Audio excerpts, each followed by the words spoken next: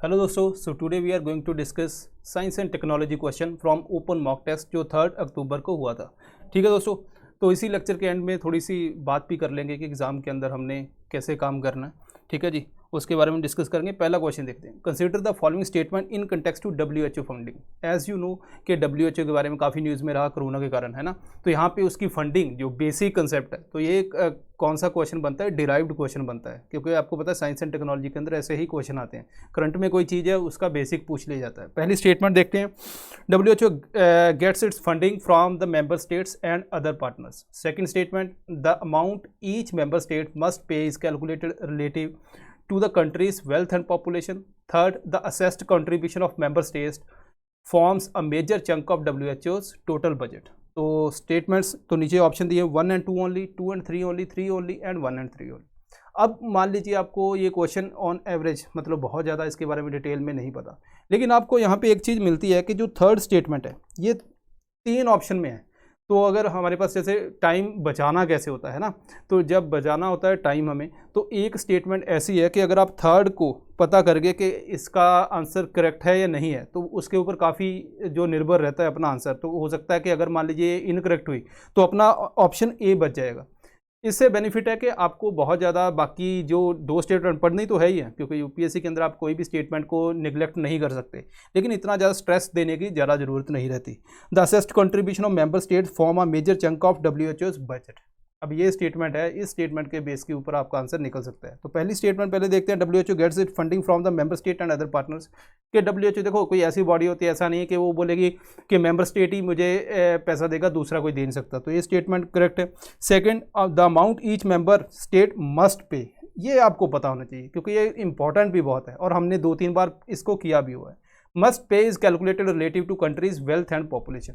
कोई मेंबर है, अब उसको पैसा देना ही देना है, और वो पैसा कैसे कैलकुलेट करते हैं, उसकी पॉपुलेशन, वेल्थ, इवन GDP को भी कंसिडर किया जाता है, कौन सी कंट्री को कितना पैसा देना है। ठीक है जी। तो यहाँ पे जो थर्ड स्टेटमेंट है ये अपनी दोस्तों रॉन्ग स्टेटमेंट है। सो इट मीन्स कि अपना 1 and 2 अपना आंसर यहाँ पे आता है। थोड़ा सा इसको देख लेते हैं एक बार। WHO specialise agency of UN। ठीक है, आजकल ये स्टेट के अंदर WHO के बारे में ये इन्फॉर्मेशन पूछी जाती है, यूपीएससी ने काफ़ी पहले पूछ चुके हैं। अब WHO के अंदर बजट भी होता है। अब बजट अप्रूव करती है वर्ल्ड हेल्थ असेंबली, इसके अंदर काफ़ी अच्छा पार्ट प्ले करती है। ये हमें याद रहना चाहिए क्योंकि फंडिंग की बात हो रही है। अगर हम बात करें WHO के अंदर फंडिंग कैसे होती है, 2 टाइप की फंडिंग है। एक है असेस्ड फंडिंग, दूसरी है वॉलंटरी। ठीक है जी, असेस्ड एंड वॉलंटरी। वॉलंटरी के अंदर कौन देगा? असेस्ड के अंदर तो मेंबर स्टेट को देना ही देना है ना, उसके हिसाब से वो WHO कैलकुलेट कर देता है, भाई तेरा इतना बनता है। वॉलंटरी के अंदर कोई भी और पार्टनर्स है ना, organisation, they can fund here, है ना। इसके अलावा जो मेंबर स्टेट है जिनका दिल नहीं भरता कि यार हमें इतना तो देना था, इसके अलावा हम और देंगे, है ना, हेल्थ के अंदर काम करना है, तो they can also fund through voluntary funding options. ठीक है, तो यहाँ पे दोनों ही दे सकते हैं। तो अगर हम WHO की बात करें एस मार्च 2020 है, याद रखना। उसके बाद जो USA वाला सिनेरियो हुआ और वो सारा उसके बाद कटिंग होगी US की काफ़ी, तो यहाँ पे US काफ़ी ज़्यादा पैसे देता था। अब हम बात करते हैं असेस्ड जो कंट्रीब्यूशन है और वॉलंटरी कंट्रीब्यूशन, 2 टाइप की कंट्रीब्यूशन है। WHO के अंदर ज़्यादा पैसा कहाँ से आता है? एज ऑन मार्च 2020, तो यहाँ पे जो ज़्यादा पैसा वॉलंटरी से आता है। ठीक है, असेस्ड के अंदर वो कंट्रीब्यूशन उसकी इतनी नहीं है। तो असेस्ड कंट्रीब्यूशन की जब बात करते हैं तो हम इट कवर्स लेस देन 20%, तो 1/5 बजट यहाँ पे इसके अंदर आता है। बाकी सारा यहाँ पे जो है वॉलंटरी कंट्रीब्यूशन है जो मोर देन 3/4। ठीक है जी, तो 75% की अगर बात करें तो इतना अराउंड यहाँ पे हमें देखने को मिलता है। ठीक है जी, अब ये चलो हमारा हो गया जो कंसेप्चुअल क्लैरिटी इसके अंदर ज़रूरी थी क्योंकि इंपॉर्टेंट है। सेकेंड है class effect often in news, which among the following is correct in this context. ये क्लास इफेक्ट क्या है? ठीक है, अगर आपने, अब ये क्वेश्चन कैसा है, अब ये देखो ऐसा क्वेश्चन है, अगर तो आपने इसके बारे में पढ़ा है तो आपको आता होगा, अगर नहीं पढ़ा तो नहीं आता। ठीक है जी, फर्स्ट है option drugs with similar chemical character structure, drugs with similar mechanism of action, drugs with similar pharmacological effect. तो ऑप्शन है 1 and 2, 2 and 3, 1 and 3, all of the above.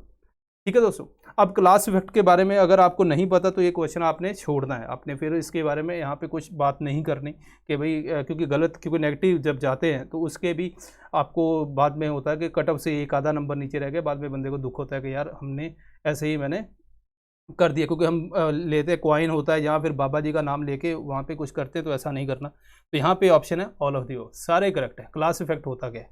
Recently क्या हुआ था, जॉनसन एंड जॉनसन वाला और अपना AstraZeneca, ठीक है, इन दोनों की जो अब इन्होंने वैक्सीन बनाई, वो भी प्रोसीजर जो काफ़ी सिमिलर था, ऑल दो थोड़ी बहुत उसके अंदर डिफरेंसेस थे, लेकिन उसके अंदर हमें जाने की ज़रूरत नहीं है।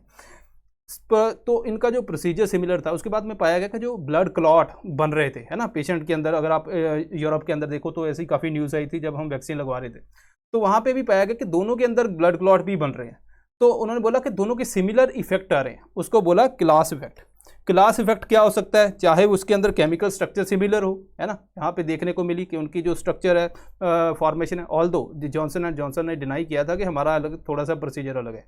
उनका जो मैकेनिज्म एक्शन है बॉडी के अंदर, वो कैसे काम कर रही है वो सिमिलर हो, या फिर उनका जो इफेक्ट है वो इफेक्ट कैसे कर रही है वो सिमिलर हो, तो वहाँ पे उसको हम क्लास इफेक्ट बोल देते हैं। ठीक है, क्लास मतलब सेम क्लास के, ऐसा अगर आप थोड़ा सा अगर माइंड में रखोगे तो आप इस आंसर को ईजिली यहाँ पे क्वेश्चन को अटेम्प्ट कर पाओगे। थर्ड है, बिल्कुल टू द पॉइंट है, ऐसे क्वेश्चन आते हैं यूपीएससी के अंदर जो हम सिंपल कैटेगरी के अंदर लेते हैं। 90-90-90 एम्बिशियस ट्रीटमेंट टारगेट है यूएन का, ठीक है, किस चीज़ को ख़त्म करना है यूएन ने ये सोचा है। तो यहाँ पे एड्स के बारे में यहाँ पे, तो इसके अंदर कुछ ऐसा नहीं कि कंसेप्ट आपके पास कुछ होना चाहिए, फैक्चुअल क्वेश्चन है सीधा, अगर ये भी आया ठीक है, अदरवाइज जय माता दी दोस्तों। ठीक है जी, 90-90-90 जो हमारा टारगेट यूएन एड्स का टारगेट है बेसिकली, वहाँ पे ये बोला कि पहले जो मान लीजिए 100 लोग हैं, 100 में से एटलीस्ट जो 90 लोग ऐसे होने चाहिए जिनको पता हो कि उनको HIV है। ठीक है, मतलब पहले उनको अपने स्टेटस की अवेयरनेस हो।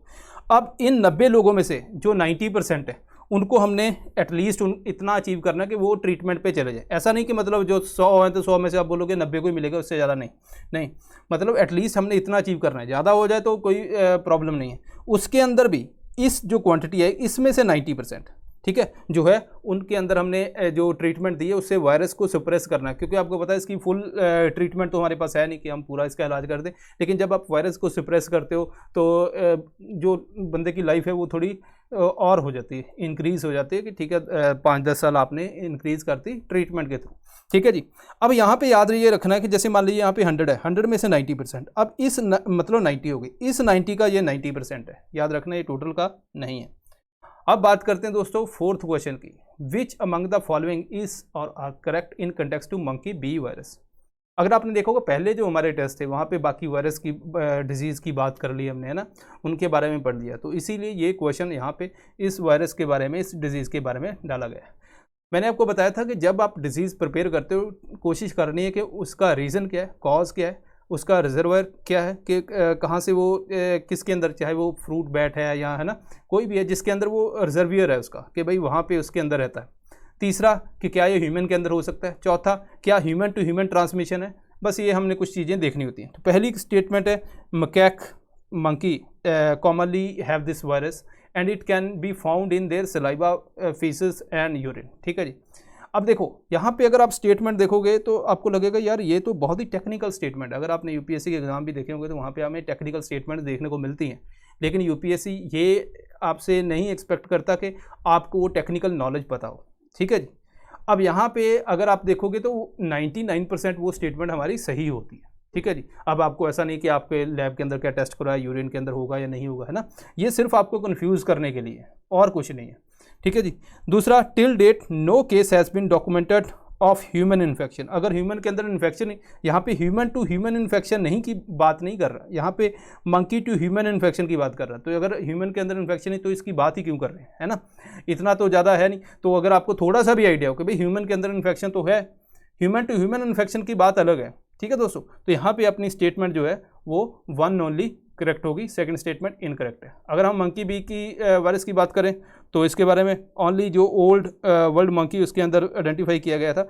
जैसे ह्यूमन बींग के अंदर कैसे आता है, डायरेक्ट कांटेक्ट हो गया या कुछ स्क्रैच वगैरह उसके लग गए तो ह्यूमन के अंदर ये ट्रांसफ़र हो जाता है।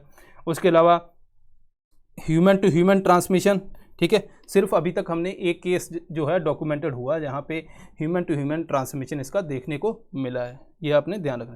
सिम्टम की कोई ज़्यादा ज़रूरत नहीं, यूपीएससी ना ही पूछती है, ये कोई मेडिकल का तो एग्ज़ाम है नहीं, लेकिन थोड़ा सा आपको आइडिया होना चाहिए, फ्लू लाइक सिम्टम, बस अगर आपने एक इतना याद कर लिए बहुत है। ठीक है जी, इसके अलावा फिफ्थ क्वेश्चन देखते हैं दोस्तों। Recently Indian Institute of Technology Bombay incubator startup जो है has developed nano sniffer device, it helps to detect. अब नैनो स्निफर जो बनाया गया है, अगर आप ये इस टाइप के भी क्वेश्चन देखो तो ये बड़े सिंपल क्वेश्चन होते हैं। यहाँ पे भी वही रूल लगेगा, अगर आपको आता है ठीक है, नहीं आता तो move on to the next question. यहाँ पे आपको अगर बिल्कुल भी आइडिया नहीं है तो कोई भी हमने गैस वर्किंग नहीं करनी। गैस वर्किंग यहाँ पे होती है जहाँ पे कंसेप्ट हो, मतलब आपको थोड़ा डिटेल में दिया गया, आप थोड़ा बहुत माइंड को करते हैं फोकस कि यार ये किससे होगा, क्या होगा, है ना। नैनो स्निफर के अंदर तो हो सकता है कि भाई लंग डिजीज़ है ना, स्निफ करना, तो लंग डिजीज़ के लिए भी हो सकता है। तो यहाँ पे ऐसा नहीं कि आपको ये मतलब अंदाज़ा लगाओ कि किससे ये रिलेट करता है। तो यहाँ पे लंग डिजीज़ है, एक्सप्लोजिव है, म्यूटेशन है, अल्कोहल है। तो यहाँ पे सिंपल अपना एक्सप्लोजिव की एग्जांपल है दोस्तों। ये बिजनेस स्टैंडर्ड के अंदर ये पूछा गया था। फर्स्ट टाइम है जो वर्ल्ड का जो माइक्रो इलेक्ट्रो मैकेनिकल सिस्टम इसके अंदर यूज़ किया गया, जो छोटी छोटी एक माइक्रो लेवल के ऊपर ये सिस्टम होता है, अलग अलग प्लेट्स टाइप, इतना आप समझो। लेकिन ये हमारे लिए इंपॉर्टेंट नहीं है। हमारे लिए इंपॉर्टेंट है कि नैनो स्निफर क्या है। सिंपल क्वेश्चन आएगा, अगर आया तो बस उसके अंदर ही आपको काम करना है। 100% मेड इन इंडिया प्रोडक्ट है। अब क्या 100% मेड इन इंडिया प्रोडक्ट, हमने ऐसी चीज़ों को याद करना है, बहुत ही rare.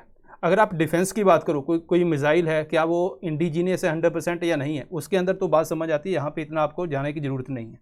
Detection of nanogram quantities of explosive, बिल्कुल, तो यहाँ पे नैनोग्राम तक भी एक्सप्लोजिव को डिटेक्ट कर सकता है। आपको पता है कि अभी रिसेंटली कितने एक्सप्लोजिव वगैरह है ना अंबानी के घर के बाहर भी मिले। तो यहाँ उस कंटेक्स्ट के अंदर ये क्वेश्चन आपको इंपॉर्टेंट यूपीएससी पूछ सकती है, सीधा क्वेश्चन आ सकता है। तो ये आपने ध्यान रखना है दोस्तों, ठीक है जी। ओके, 6th क्वेश्चन देखते हैं। Which among the following is correct in context to FOSS for GOV innovation challenge. First है, it aims to accelerate adoption of free and open source software in government. Second है, it was announced by NITI Aayog. अब ये जो innovation challenge है ना, ये दो type से है। अब आपको पता है कि काफ़ी सारी अपनी आरोग्य सेतु ऐप के कंटेक्स्ट के अंदर अब न्यूज़ में रहा था, उसका ये बेसिक चीज़ है जो यहाँ पे यूपीएससी पूछ सकती है कि भाई free and open source software क्या होता है। इसके ऊपर बेसिक क्वेश्चन भी बन सकता है और इस टाइप का क्वेश्चन भी अगर बनेगा तो वो इस चैलेंज के ऊपर बनेगा। वहाँ पे आपको दो चीज़ें पूछी जाती है, कोई स्कीम है, कोई चैलेंज है। एक तो यूपीएससी कोशिश करता है कि आपको पूछा है कि कौन सी मिनिस्ट्री के अंदर है, ये आपने ध्यान रखना है, ठीक है, किसने अनाउंस किया या कुछ भी है, ठीक है दोस्तों। दूसरा है कि उसका पर्पज़ क्या है। तो फर्स्ट स्टेटमेंट है, अगर आपने पढ़ा है तो ये तो ठीक है। सेकंड, अनाउंस बाय नीति आयोग, यहाँ पे आपको ध्यान रखना है, ठीक है जी। यहाँ पे ये स्टेटमेंट अपनी गलत है, फर्स्ट स्टेटमेंट सही है। अब बात करते हैं दोस्तों फ्री एंड ओपन स्पेस की। तो यहाँ पे आपने, जैसे मैंने पहले भी बताया आपको कि जो सॉफ्टवेयर है ना, सॉफ्टवेयर दो तरह के हैं, एक ओपन है तो दूसरा के अंदर आपको परमिशन नहीं मिलती। ओपन इन कंटेक्स्ट के आपको उसके कोड्स होते हैं, है ना। तो आप उस सॉफ्टवेयर को, मान लीजिए आपको कोड्स मिल गए, उस सॉफ्टवेयर को थोड़े से अगर उसके अंदर कुछ इंप्रूवमेंट करनी है और फीचर कर रहे हैं तो आपके पास लिबर्टी रहती है कुछ चेंजेस करने की। लेकिन अगर आप देखोगे दूसरे क्लोज्ड हैं, जैसे अपना माइक्रोसॉफ्ट वगैरह के, है ना, अब इन प्राइवेट कंपनी कोई बड़े बड़े आते हैं तो वो तो ऐसे है नहीं कि कोई भी उनको एक्सेस करके उनका कर ले, पहली बात। दूसरी आपने पॉइंट ये याद रखना है, free and open source software का मतलब ये नहीं है कि ये फ्री ऑफ कॉस्ट है आपको, ठीक है। ये स्टेटमेंट आपको यूपीएससी बीच में डाल सकती है। Free and open source software का मीनिंग क्या है, ठीक है जी। तो यहाँ पे आपने ध्यान रखना, कोड मिलते हैं कंप्यूटर के, then that can be manipulate to change a piece of software. यहाँ पे आप कुछ ना कुछ चेंज कर सकते हैं, तो ये आपने ध्यान रखना है। अगर मान लीजिए, अगर मैं बेसिक की बात करूँ, इसका अगर यूपीएससी क्वेश्चन पूछती है तो यहाँ पे आ सकता है कि ये फ्री ऑफ कॉस्ट होता है, एक स्टेटमेंट ऐसी बन सकती है, आपको वो ध्यान रखना है। हाँ, हो सकता है, लेकिन ऐसा नहीं है कि हमेशा होता है, ये भी आपने ध्यान रखना है दोस्तों, ठीक है। वो तो डिपेंड करता है जिसने बनाया भी, उसने उसके राइट्स लेने हैं या फ्री ऑफ कॉस्ट दे देना है ना, वो तो उसके ऊपर डिपेंड है, लेकिन इसका मीनिंग ये नहीं होता। Which among the following is or are correct in context to zeolites, ठीक है। जियोलाइट्स, पहली स्टेटमेंट देखते हैं। Zeolites are crystalline solid structure made of silicon, aluminium and oxygen. Second statement है दोस्तों, they can be used to absorb a variety of materials। Third statement है, they can be used in pressure swing absorption technology. तो option है 1 and 2 only, 2 and 3 only, 1 and 3 only and all of the. अगर यहाँ पे भी हम देखें zeolites, ठीक है, आप अगर केमिस्ट्री की बुक देखोगे अपनी जो NCERT, वहाँ पे भी आपको ये टर्म मिलेगी, ठीक है, जो बेसिक साइंस के अंदर यहाँ पे आप पढ़ते हो। अब ये न्यूज़ में क्यों थी, प्रेशर स्विंग एब्जॉर्प्शन अब ऑक्सीजन बनाने के लिए प्लांट कितने PSA, ये वो सारे न्यूज़ के अंदर थे, उसी कंटेक्स्ट के अंदर ये मटेरियल भी न्यूज़ में था। अगर मैं बोलूँ कि जैसे प्रेशर स्विंग एब्जॉर्प्शन के ऊपर आपको क्वेश्चन है तो सीधा आप बोलो करंट अफेयर से, उसका जो बेसिक है है ना, उसका जो हिडन उसके अंदर मैकेनिज्म है उसके ऊपर क्वेश्चन आता है, तो यहाँ पे जियोलाइट के ऊपर क्वेश्चन आएगा। जियोलाइट के अंदर क्या है कि आपने जैसे बहुत सारे आयन है, यहाँ पे मान लीजिए आपने इसके अंदर ये लेट अस सपोज ये जियोलाइट है, ठीक है जी, स्ट्रक्चर है, क्रिस्टलाइन स्ट्रक्चर है, और इसके अंदर कैविटीज़ होती हैं, छोटे छोटे छेद होते हैं, इतना समझो। अब यहाँ पे जैसे ये पानी या कुछ भी है मटेरियल है, ये यहाँ पे पास हुआ तो क्या होगा, ये वाला जो ग्रीन है इसके अंदर अब्जॉर्ब हो जाएगा, और जो भी हमारी रिक्वायर्ड है, डिपेंड करता है, मान लीजिए आपने ऑक्सीजन बनानी है तो बाकी गैसेज यहाँ पे एब्जॉर्ब हो जाएंगे, ऑक्सीजन आपको बाहर मिल जाएगी, ठीक है। लेकिन ये किसके ऊपर डिपेंड करता है, जो भी आपकी रिक्वायरमेंट है, जो भी आप चाहते हो इसके अंदर एब्जॉर्ब हो या अब्जॉर्ब हो, ठीक है। नॉर्मली यहाँ पे एब्जॉर्प्शन काम करती है, तो उस कंटेक्स्ट के अंदर आपको मटेरियल भी उसके अंदर वैसा ही लगाना पड़ेगा, ठीक है जी। तो यहाँ पे पहली स्टेटमेंट सही है, second statement variety of material, yes, third statement भी अपनी सही है, ऑल ऑफ दी अबव, ठीक है जी। ओके, यहाँ पे एप्लीकेशन बताई गई है, ऑलरेडी हमने डिस्कस भी कर दी है। पीएसए टेक्नोलॉजी के अंदर कैटालाइसिस के अंदर भी यूज़ कर सकते हैं।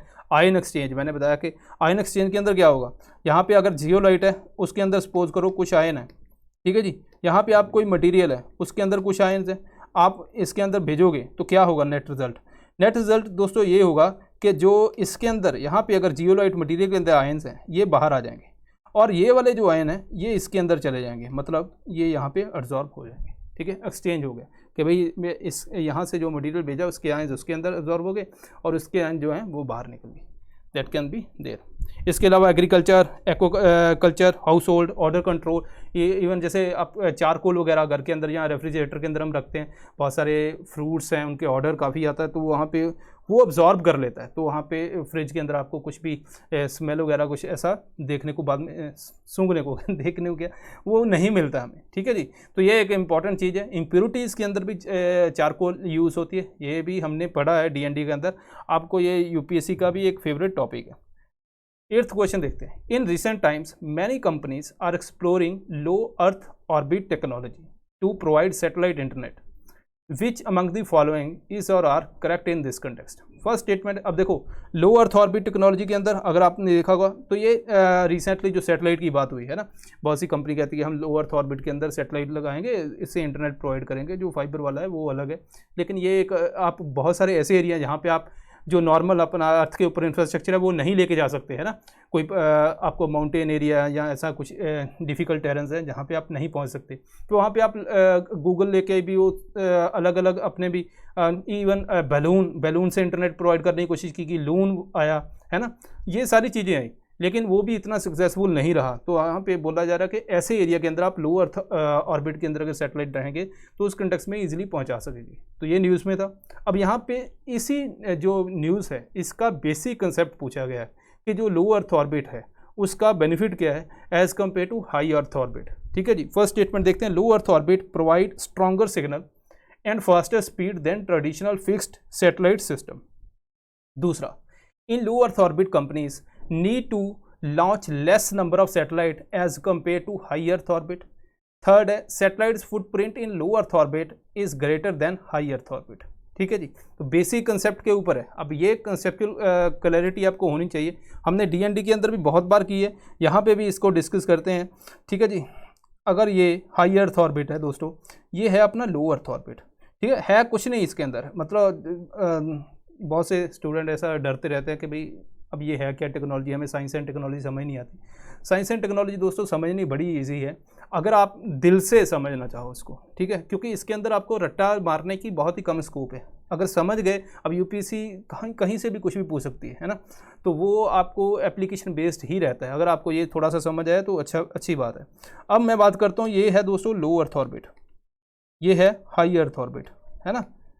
मैंने पहले भी अभी रिवीजन क्लास के अंदर भी ये कंसेप्ट आपको करवाया था कि भाई दो सैटेलाइट है मेरे पास, एक तो मैंने यहाँ पे छोड़ दिया, दूसरा मैंने यहाँ पे हाई अर्थ ऑर्बिट के अंदर जो जियो सिंक्रोनिस अगर बात करूँ जियो स्टेशनरी सैटेलाइट है, हाई अर्थ ऑर्बिट की बात करता हूँ, ठीक है जी। अब यहाँ पे बात करते हैं कि भाई जो लो अर्थ ऑर्बिट है, जैसे ये दीवार है और यहाँ पे आपने टॉर्च रखी, ठीक है, तो आप देखोगे टॉर्च से बहुत ही कम जो है, अगर ये दीवार है यहाँ पे आपने टॉर्च रखी तो इतना ही एरिया जो है जहाँ पे लाइट आएगी। अगर ये दीवार है आपने टॉर्च दूर ले गए तो इतने एरिया के अंदर आपको, बड़े एरिया के अंदर टॉर्च आपको जो लाइट दिखाई देगी। अब ये वाला चीज़ यही कंसेप्ट है, इसको आप फुटप्रिंट समझो, उसका इम्पैक्ट समझो, उसका एरिया जो उसने कवर किया एरिया समझो। यहाँ पे सैटेलाइट है, अब ये अर्थ के ऊपर इतना एरिया कवर कर रहा है, लेकिन जो यहाँ पे सैटेलाइट है ये अर्थ का अराउंड 1/3 एरिया कवर कर रहा है। तो इट मीन्स का फुटप्रिंट जो है वो हाई अर्थ ऑर्बिट के अंदर ज़्यादा है। तो satellite footprint in low earth orbit is greater, नहीं वो स्मॉलर होगा, है ना। थर्ड स्टेटमेंट मैंने निकाल दी, तो यहाँ पे अपनी 2 स्टेटमेंट निकल गई। अब बची 1 ओनली एंड 1 and 2 ओनली।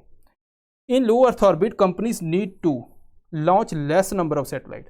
अगर आप देखो कि अर्थ को आपने कवर करना है, आपने देखा जियो स्टेशनरी या हाई अर्थ ऑर्बिट के अंदर आपका फुटप्रिंट बड़ा है ना, वो एक सैटेलाइट ज़्यादा अर्थ के एरिया कवर करता है, इट मीन्स कि आपको नंबर ऑफ सैटेलाइट कम चाहिए। लेकिन लो अर्थ ऑर्बिट के अंदर कम कर रहा है तो आपको बहुत से सैटेलाइट चाहिए, है ना। तो इट मीन्स के इसी कंसेप्ट का अब नेक्स्ट एप्लीकेशन क्या है कि नंबर ऑफ सैटेलाइट कितने चाहिए। नंबर ऑफ सैटेलाइट लो अर्थ के अंदर ज़्यादा होंगे क्योंकि फुटप्रिंट बहुत कम है। तो इट मीन्स कि जो लो अर्थ ऑर्बिट के अंदर है, in low earth orbit companies need to launch less number, less नहीं हाई नंबर चाहिए। तो ये भी अपनी स्टेटमेंट, तो अपना आंसर आ गया 1। अब 1 का भी देख लेते हैं हम, तो यहाँ पे उसका कंसेप्चुअल क्लैरिटी के बारे में बात कर रहे हैं। Low earth orbit provide stronger signal and faster speed. अगर मान लीजिए कोई सिग्नल यहाँ से जाके वापस आना है, कम डिस्टेंस है, वापस आ गया, है ना। अब यहाँ पे अगर हाई अर्थ ऑर्बिट के अंदर तो बहुत ही दूर जाके वापस आएगा, तो ज़्यादा टाइम कौन लेगा हाई अर्थ ऑर्बिट के अंदर जो ट्रेडिशनल हम सैटेलाइट यहाँ पे हम प्रेफर करते थे, हाई अर्थ ऑर्बिट के अंदर ज़्यादा टाइम लगेगा, स्पीड भी फिर कम आएगी। लो अर्थ ऑर्बिट के अंदर स्ट्रॉन्गर हमारा रहेगा, लेटेंसी बहुत कम रहेगी। तो इट मीन्स के जो फर्स्ट स्टेटमेंट अपनी करेक्ट है। तो अपना आंसर दोस्तों ए आंसर यहाँ पे करेक्ट है। सैटेलाइट इंटरनेट, अब यहाँ पे एग्जांपल्स हैं, ये आप मेंस के अंदर काम करोगे तो यहाँ पे मैंने बता दिया लो अर्थ ऑर्बिट के अंदर क्या क्या बेनिफिट है, क्या क्या नुकसान है, तो ये हमने ध्यान रखा है। अब बात करते हैं न्यूक्लियर फ्यूज़न की, ये भी न्यूज़ में है क्योंकि चाइना की वजह से, है ना। तो यहाँ पे बात करते हैं nuclear fusion can be an alternative to nuclear fusion to provide huge amount of clean energy. ठीक है जी। Which among the following is or are correct in context to challenges faced in development of such technology. तो अभी हम जो focus कर रहे हैं न्यूक्लियर फिजन के ऊपर, यहाँ पे आपको मिलता है कि भाई आपने यूरेनियम है उसको ब्रेक डाउन किया तो यहाँ पे आप इलेक्ट्रिसिटी जनरेट कर रहे हो, लेकिन उसका काफ़ी वेस्ट भी जनरेट हो रहा है ना। आप उस वेस्ट को कहाँ रखोगे, ये सारे इश्यूज़ हैं। और एनर्जी भी इतनी ज़्यादा प्रोवाइड नहीं होती। अगर आप हम स्टार्स या सनलाइट की बात करें, वहाँ पे तो न्यूक्लियर फ्यूज़न चल रहा है कि भाई जो स्मॉल पार्टिकल हैं वो आपस में कंबाइन होकर बड़ा बना रहे, तो वहाँ पर एनर्जी काफ़ी मिलती है। उस कंटेक्स्ट के अंदर है कि हम भी ये चाहते हैं कि न्यूक्लियर फ्यूज़न हम चलाएँ, लेकिन इसके अंदर चैलेंजेस बहुत है। ठीक है दोस्तों, तो यहाँ पे देखते हैं उस कंटेक्स्ट के अंदर for nuclear fusion to occur tremendous heat and pressure is required. पहली बात है कि अगर हम न्यूक्लियर फ्यूजन चाहते हैं कि भाई हम इस टेक्नोलॉजी को यूज़ करें, तो लेकिन इसके लिए हमें बहुत सारा हीट एंड प्रेशर चाहिए। दूसरी बात, till date we are not able to achieve temperature equivalent to sun temperature, कि सन के अंदर तो ये प्रोसेस चल रही है ना, वहाँ पे टेम्परेचर भी बहुत जनरेट हो रहा है, लेकिन हम अर्थ के ऊपर इसको अचीव नहीं कर पाए अभी तक। थर्ड स्टेटमेंट है it generate huge amount of waste which is difficult to handle and current with the current technologies. ठीक है, अब यहाँ पे कौन सी स्टेटमेंट ऐसी है जो मुझे लगता है कि मुझे सबसे पहले देखनी होगी। फर्स्ट, सबसे पहले दोस्तों यहाँ पे अगर आप देखोगे थर्ड स्टेटमेंट के अंदर एक ईजी स्टेटमेंट है, वेस्ट की बात की गई है। अगर आप न्यूक्लियर फिजन की बात करें, फिजन से हम फ्यूजन की तरफ जाना चाहते हैं, फिजन के अंदर आपको न्यूक्लियर वेस्ट बहुत मिलता है, रेडियो एक्टिव वेस्ट मिलता है। हम यहाँ पे जैसे मान लीजिए कोई प्लांट है, प्लांट से आपका वेस्ट जनरेट हुआ, पहले उसको वहीं पे पानी के अंदर रखा जाता है काफ़ी टाइम तक। ठीक है, ठंडा होता है, उसके बाद आपको उसको ग्लास के अंदर कन्वर्ट करके आप रॉक्स के अंदर रख दो, है ना। ऐसा भी बोला गया, किसी ने बोला कि आप ओशन के फ्लोर के ऊपर रख दो, लेकिन बाद में अगर लीकेज हुई तो सारा काम खत्म हो जाएगा। किसी ने ये भी बोला कि आप ऑर्बिट के अंदर, इतने सैटेलाइट है ना जो डिफंक्ट हैं वैसे ही घूम रहे हैं वहाँ पे डेब्रिस बन के, तो ये भी वहीं पे घूमता रहेगा। लेकिन ये भी हाँ ऑप्शन तो दिया गया, ठीक है जी। अलग अलग दुनिया के लोगों ने ये बोला कि आप इसको ऑर्बिट के अंदर भी रख सकते हो, लेकिन यहाँ पे कि फ्यूचर के अंदर क्या होगा उससे इसका किसी को कुछ नहीं पता, इसलिए ये ऑप्शन अवेल नहीं करते। तो इसीलिए हम फ्यूज़न से फिर अब इस दूसरी बात है कि यहाँ पे एनर्जी भी हमें कम मिल रही है, तो हम फ्यूज़न की तरफ जाना चाहते हैं, है ना। जैसे सनलाइट वगैरह सन के अंदर होता है। तो अगर थर्ड स्टेटमेंट देखूं तो यहाँ पे ये बोला है कि बहुत अमाउंट जो वेस्ट ये जनरेट करता है, इतना नहीं, थोड़ा बहुत तो चलो आता है। ठीक है, तो थर्ड स्टेटमेंट अपनी इनकरेक्ट होगी। तो थर्ड स्टेटमेंट अब मेरे पास बची हैं 1 ओनली, 1 and 2 ओनली। ठीक है जी, अब 1 तो इट मीन्स के करेक्ट है, अब बची सेकेंड। ठीक है दोस्तों, सेकंड जो है ये बिल्कुल किसके बेस के ऊपर है, सेकंड उस स्टेटमेंट के ऊपर बेस है जिसकी वजह से ये करंट अफेयर न्यूज़ के अंदर है। ठीक है जी, तो सेकंड स्टेटमेंट भी दोस्तों यहाँ पे इनकरेक्ट है, तो अपना ऑप्शन है 1 ओनली। अब सेकंड स्टेटमेंट के ऊपर बेस था, अब ये अगर आपने करंट अफेयर पढ़ा है तो करंट अफेयर प्लस बेसिक दोनों को नॉलेज को कंबाइन करके ये अपना आंसर निकलना था। तो आर्टिफिशियल सन की बात करते हैं, तो यहाँ पे जो चाइना ने, ठीक है जी। Set a new record 216 million degrees fahrenheit for 101 second, इतना टेम्परेचर अचीव किया। For another 20 second artificial sun also achieve peak of 288 million degree fahrenheit which is over 10 times hotter than sun. तो 10 गुना जो सन से hotter है। तो it means कि अगर आपको ये करंट अफेयर थोड़ा सा पता था, ठीक है, तो यहाँ पे अपनी सेकंड स्टेटमेंट भी करेक्ट बनती थी, ठीक है दोस्तों, सॉरी इनकरेक्ट बनती थी, आप यहाँ से निकाल दोगे नॉट एबल टू, हमने अचीव कर लिया है, ठीक है जी। अब इसके बारे में वही बात है जो मैंने ऑलरेडी बताई कि फ्यूज़न और फिजन के अंदर क्या डिफरेंस है। लास्ट क्वेश्चन देखते हैं दोस्तों, which among the following is or are correct in context to inspire scheme. अब स्कीम की बात हो रही है, ठीक है जी। तो यहाँ पे देखेंगे, it aims to communicate to the youth population of country the creative pursuit of science and attract talent of study of science at early stage. अगर आप ये स्टेटमेंट देखो, इस स्टेटमेंट को मैं खुद अगर फ्रेम करता, मैं एक लाइन के अंदर भी फ्रेम कर देता, ठीक है, लेकिन अगर आप यूपीएससी के अंदर क्वेश्चन देखो तो वो ऐसे ही बड़ी बड़ी स्टेटमेंट भी डालती है, वैसे ही मतलब होती तो बात तो उसका जो अगर निकालोगे तो वो एक लाइन का रहता है, लेकिन यूपीएससी है भाई, ये तो काम चलता है और हमें भी कोशिश करनी पड़ती है कि हर टाइप की आपको स्टेटमेंट देखने को मिले। It is one of the flagship programme of ISRO.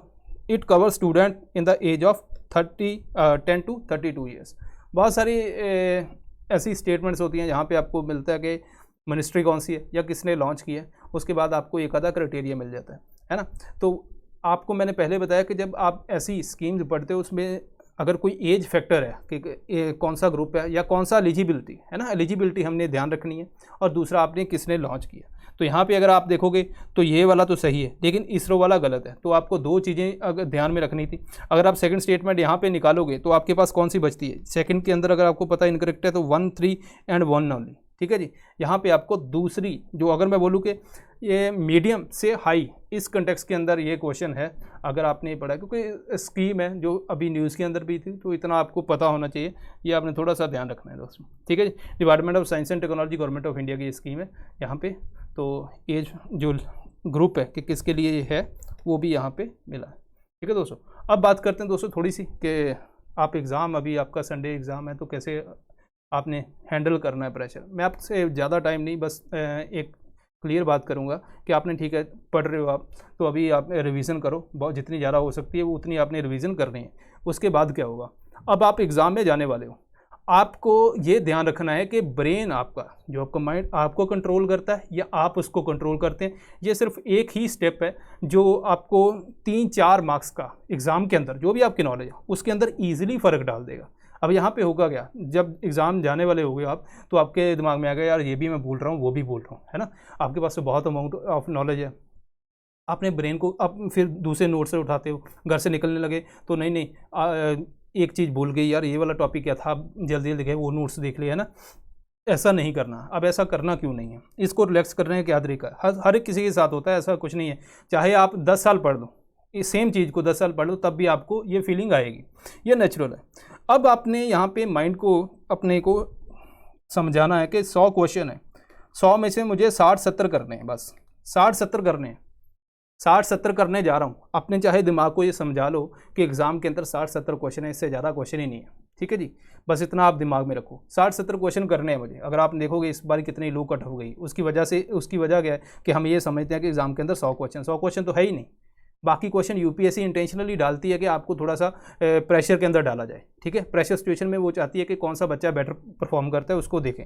अब 60-70 क्वेश्चन आपने समझ लिए, अब एग्ज़ाम में आप गए तो अब क्या होगा, आप घर से बाहर निकले तो आपको लगा यार ये मैं बोल रहा हूँ, अब बोले कोई बात नहीं 30 में आ जाएगा, 60-70 मुझे करना है, मुझे इतना ही करना, आप एकदम से रिलैक्स हो जाओगे।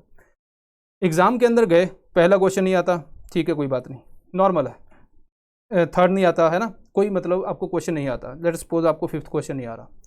अब 5th क्वेश्चन नहीं आ रहा तो 2 टाइप के स्टूडेंट एग्जाम में जाते हैं। एक तो वो जो कहते हैं कि मैं 100 के 100 करके आऊँगा, मैंने प्रिपरेशन बहुत की हुई है, मैं उनकी बात कर रहा हूँ जो प्रिपरेशन की है। जो नहीं की वो तो चलो उनकी बात नहीं कर रहा, लेकिन जिन्होंने की है वो 2 टाइप के हैं। एक वो बोलता है कि मैं 100 के 100 करके आऊँगा, अब यूपीएससी को बताऊँगा मैं चीज़ क्या हूँ, है ना। ये फीलिंग आती है कि भाई इस पेपर की बखियाँ उधेड़ देंगे, है ना, ऐसा कुछ। तो दूसरा आता है कि नहीं यार 60-70 अपने जितना हमें चाहिए उतना ही हमने लेना है, ठीक है दोस्तों। ये उसी तरह का सिनेरियो है कि आपके पास एक रेत का ढेर है और आप मुट्ठी में ज़्यादा भर के उठाते हो और उसको टाइट करने लगते हो, वो हाथ से फिसल जाती है। उतनी ही उठाओ जितनी आपको ज़रूरत है, उससे ज़्यादा उठाने की ज़रूरत नहीं है। तो अब वो कहेगा, जो कहेगा 100 के 100 करूंगा, पहला नहीं हुआ तो क्या होगा, पैनिक बटन कि यार ये तो मुझे आ नहीं रहा। तो जो ब्रेन ने सेट किया था काम कि भाई मुझे 100 के 100 करने हैं, वो वहाँ पे डिस्ट्रॉय हो गया। तीसरा नहीं आता, चौथा नहीं, वो बंदा पागल होने वाली स्टेज में आ जाता कि यार क्या करूँ मैं, है ना, तो मेरा ये भी गलत हुआ ये। तो माइंड वो एकदम से पैनिक बटन दब गया। उससे होगा क्या, नेक्स्ट क्वेश्चन 2-3 ईजी भी हैं, वो भी आप गलत करोगे, उनमें से एक आधा और गलत कर दोगे, ठीक है, वो ले डूबता है दोस्तों, ये आपने ध्यान रखना है। अब आपके माइंड में है 60 to 17, जो सेकंड स्टूडेंट है वो क्या करेगा, पहला क्वेश्चन नहीं आता, कोई बात नहीं यार, ये तो 30-40 में से आ जाएगा, कोई बात नहीं। आपको मन में लगता है कि यार ठीक है कोई प्रॉब्लम नहीं है, तीसरा नहीं आता, पांचवा नहीं आता, तो आपका माइंड रिलैक्स रहता है। क्यों? क्योंकि भाई आपका वो टारगेट ही नहीं है, आपका टारगेट है 60 to 70। अब ये 60 to 70 जब आप एग्जाम कर दोगे, पूरा एक बार आपने देख लिया, वो एक बार आपने पहले क्वेश्चन से लेके 100 क्वेश्चन तक चले गए, उस टाइम के ऊपर आपका माइंड जो है बिल्कुल पीस के अंदर, आपने एक बार 100 क्वेश्चन देखा और फर्स्ट अटेम्प्ट के अंदर जो क्वेश्चन किए वो पीस के अंदर किए। क्यों? क्योंकि आपको पता कि मैंने 60-70 को ही देखना है, बाकी जो हैं वो छोड़ने हैं, मुझे कोई प्रॉब्लम नहीं, उसी से मेरी सिलेक्शन है। यही चीज़ है, यही मंत्र है, अगर आप फॉलो करोगे दोस्तों, आप एग्जाम में देखोगे आप बड़े रिलैक्स रहते हो दोनों सिनेरियो के अंदर। क्योंकि जो भी आपको टेंशन देगा वो आपका दिमाग ही देगा, वहाँ पे आपको कहेगा भाई तू तो 100 करने आया था, यहाँ पे तो लगता है दोनों के मिला के 100 होंगे, है ना। तो ये आपने ध्यान रखना है, क्योंकि जो पढ़ा है वो तो पढ़ा है, लेकिन उस जो पढ़े को खराब नहीं करना। मैं इसके ऊपर फोकस करना चाहता हूँ, उसको खराब नहीं करना। जो आप लेके गए हो एग्जाम में, लेके गए हो, उसको कोई नहीं चेंज कर सकता, लेकिन वहाँ पे आप उस नॉलेज की वजह से जितने क्वेश्चन ज़्यादा करोगे वही आपकी सिलेक्शन करवाएंगे, ठीक है जी। सो आई होप कि आपका एग्ज़ाम अच्छा जाए, भगवान से दुआ करते हैं कि भाई जब हम नेक्स्ट टाइम जब मंडे और नेक्स्ट वीक मिले तो आप अच्छा अपना व्यूज़ दो कि हमने सर अच्छा एग्ज़ाम हुआ। बाकी मिलते हैं, थैंक यू वेरी मच।